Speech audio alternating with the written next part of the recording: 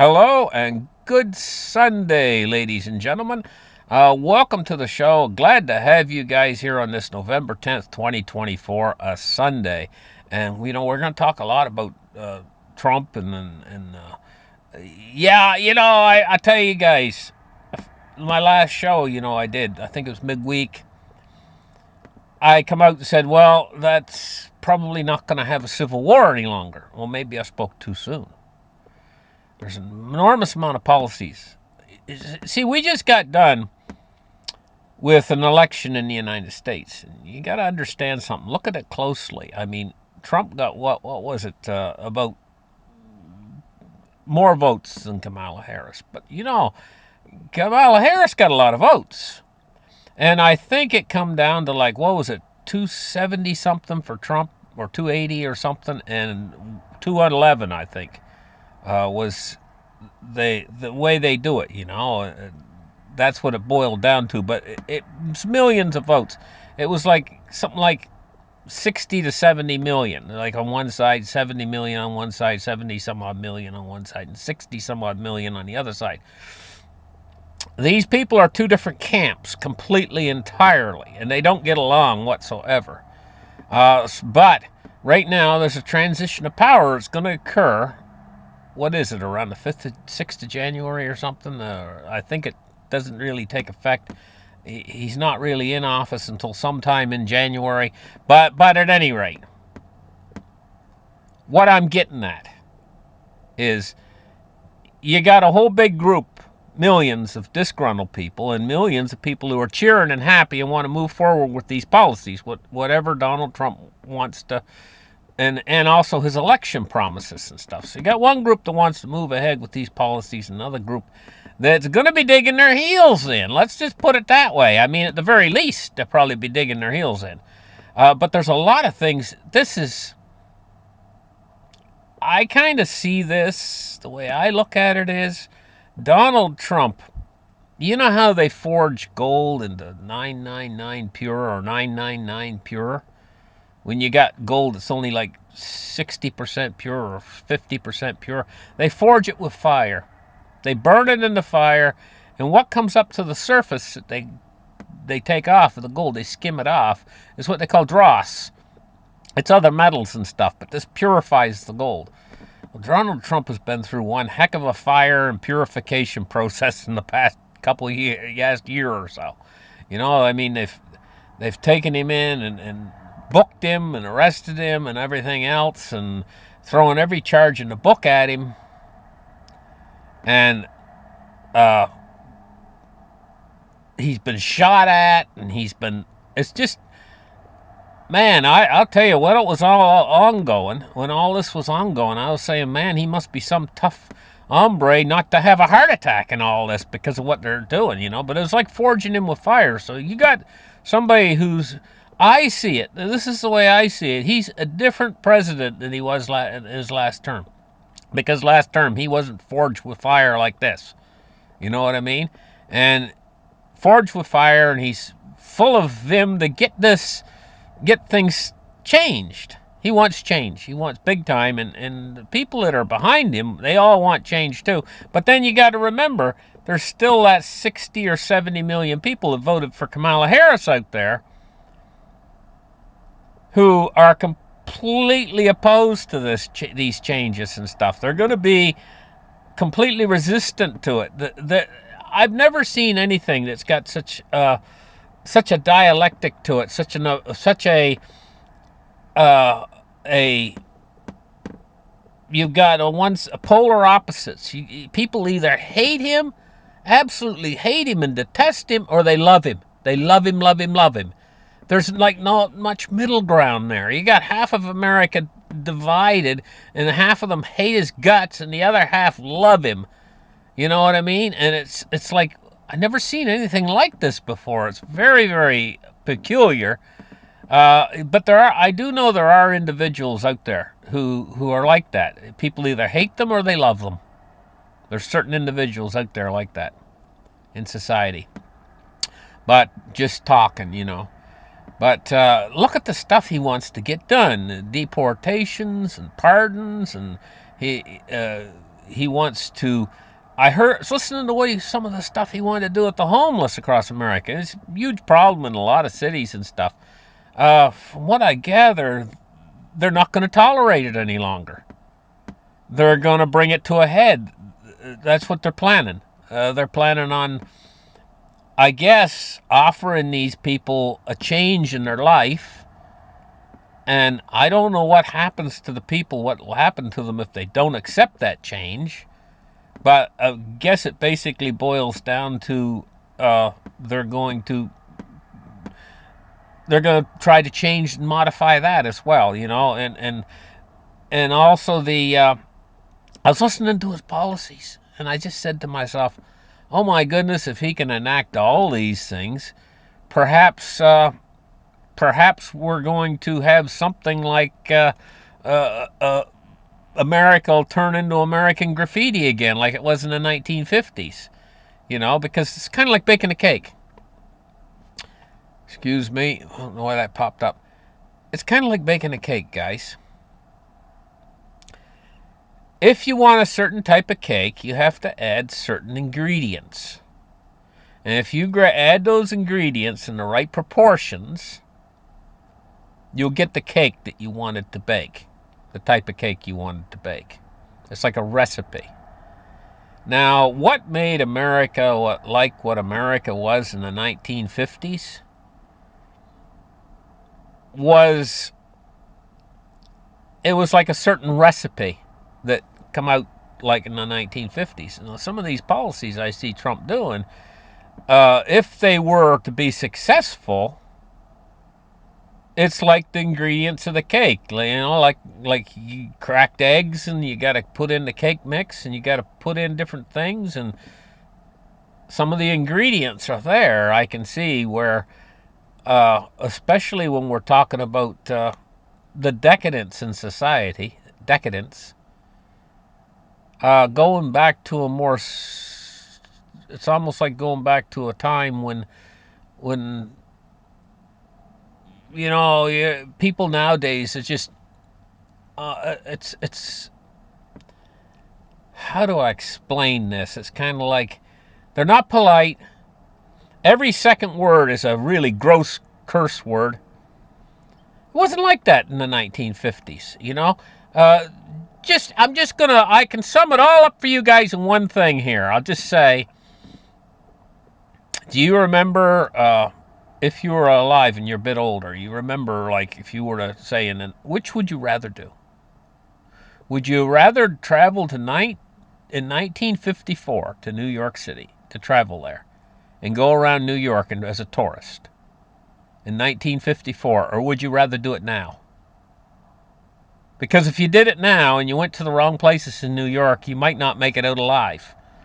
It's almost like that movie, they had with, I think it was Kurt Russell. It's called Escape from New York. And I watched that movie years ago, and I said to myself, oh, it was like science fiction, how bad New York was. It's that way now. It's like it was in the movie back then. The movie made you drop your mouth open. Oh, can New York be like it?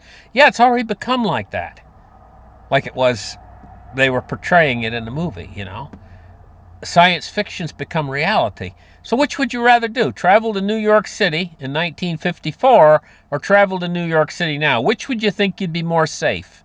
Well, I'm telling you, in 1954, if you traveled to New York City, you would be so safe compared to now. The difference, the contrast. So America, all of America was that way. I remember the 1960s. I wasn't born in the 50s. I was born in the 60s, early 60s. But I remember America in the 1960s. And I'm telling you, it was one different place than it is now. And an awful lot that has to do with these things, why a place is like that is, one is morality has a lot to do with it. Gangs has a lot to do with it. And I heard what he was saying. He's going to wage war on these Mexican cartels. He's going to sweep up the homeless. These are the plans he's got. He's going to deport people out of the country who might be causing trouble or whatever. You know, there's a lot of things he's going to do, but it's almost like I was thinking to myself, hey, it's almost like this recipe for a cake to go back to the 1950s. And you know, on my channel, you know, I long for those days. I long for the 60s and 70s, back when it was a more simple type of life, and back when you could walk the streets at night and you didn't have to worry about getting mugged. You know, boy, things have changed in this world, you know, and so perhaps this is why we're moving toward war and stuff, you know, is the fact that uh, when a system goes into decay and it becomes totally morally degenerate, and the people are of a certain attitude, they become vicious and they don't care about their fellow man. When you get things like that, you know, it's bad. That's bad, you know. But here on the other side of this coin is, how do you do all this stuff, remodel society, try on a huge, grandiose scale, without the people who don't want that to happen? And if you're talking millions of people don't want that to happen, well, it can blow up in your face. Just saying, guys. And I'm telling you right now,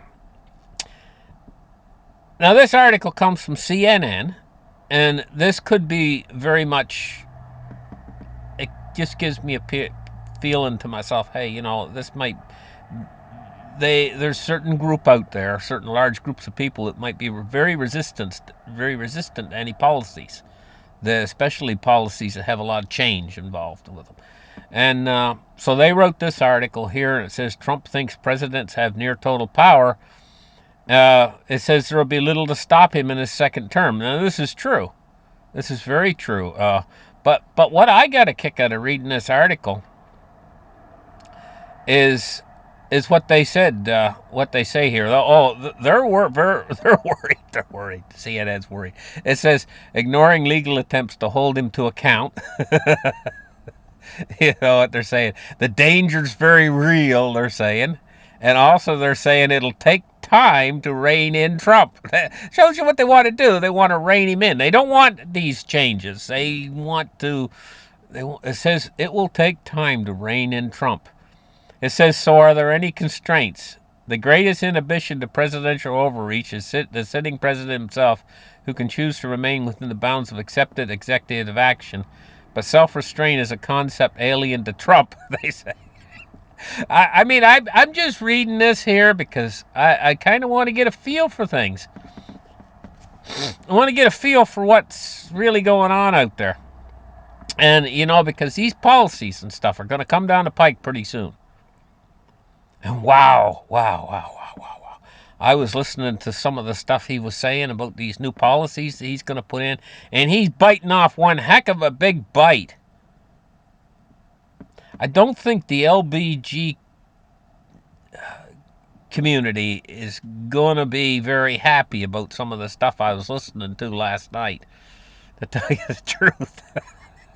It's pretty big time bite into the donut he's making. He's not going small, he's going big. He's thinking big, guys. He's really thinking big, and we could see massive radical changes to America if these policies are fully adopted and they don't meet much resistance. You know? Radical changes to America. America could, like I say, go back to the 1950s again. I mean, you know, I suppose other countries have done it, even you know, radical changes. Seems to me that, I get them confused, Argentina and Brazil. I get them confused. I think it was Argentina that went through some radical changes there not long ago. So, what's going on with Iran over there? Are they getting ready to attack Israel? Says that they just launched it says here that they carried a test launch of an ICBM on November 9th. I guess, what's that, yesterday? True Promise 3.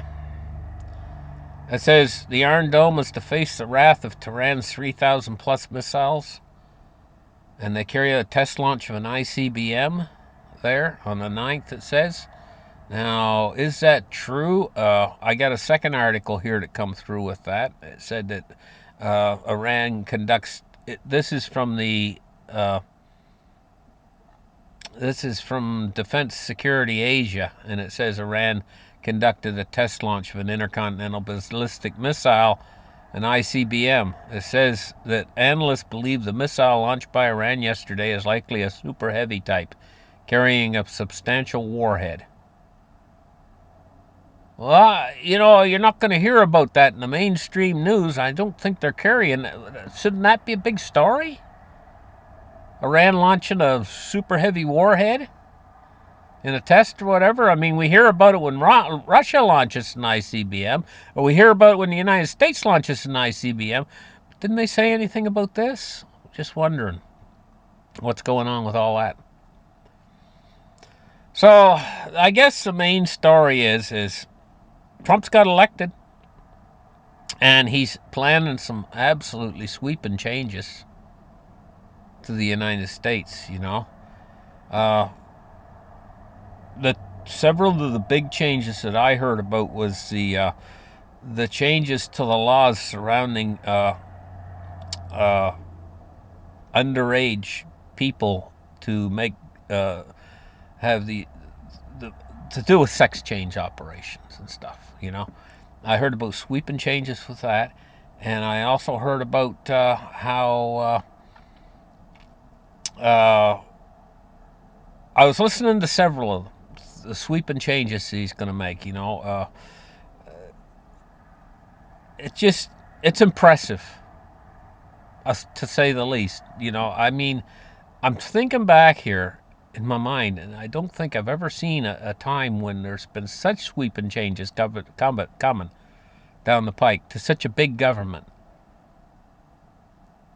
How's it all going to fly? I'm not sure. We're going to have to wait and see. But in my mind, I like the idea of a society that is got a sense of civic pride, morality. They're very polite, and there's not much lawlessness.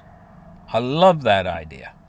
But how do you get to a society like that? What sort of changes would you have to implement in order to turn back the clock, maybe turn back the clock in America to what it was like in the 1970s and 1980s? And these younger people, they don't know what that was like to live back then, when you didn't have to worry. A lot of people didn't even lock their door of their home.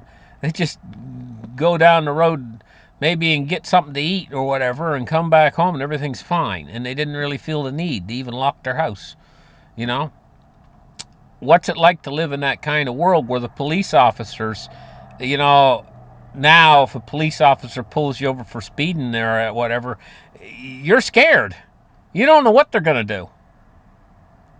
Yeah, but there was a time when the police officers were very polite as well, and maybe they just spotted you had a headlight that was burned out or whatever, and they were trying to be helpful. Now you just don't know what to expect, because everybody's on edge, because we're living in this kind of a world where it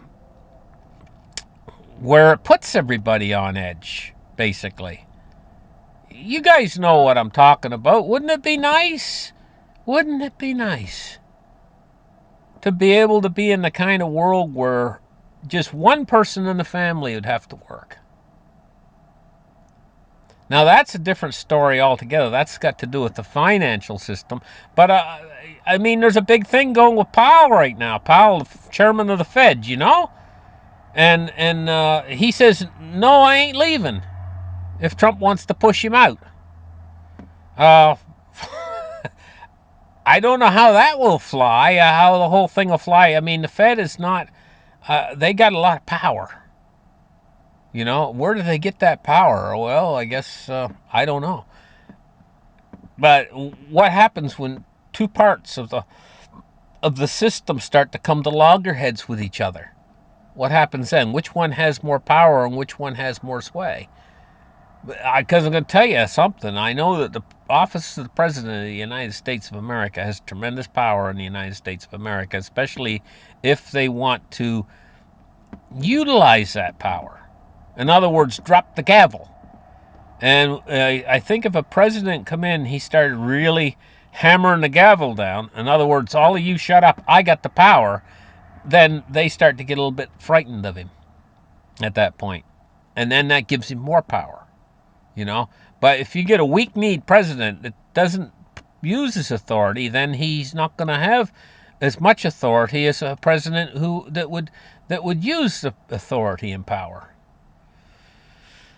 And so what we says here is Trump thinks presidents have near total power. Well, I would kind of agree with that. They have an awful lot of power. I just got a kick out of this article, guys. I'm going to tell you the truth, especially when they said down here, when they said these words like the danger's very real. What danger are they talking about? Trump? And it will take time to rein in Trump. I read that. I was like, I got a kick out of that. It'll take time. Will it take as long a time as it took for evolution? You know, because they always say, well, evolution, the reason why evolution works is it takes millions and millions and millions of years. Maybe it'll take them millions of years to rein in Trump. Anyway, I'm getting too much of a kick out of that. Anyway, thank you guys for listening to my show. You guys have a great afternoon. Bye-bye.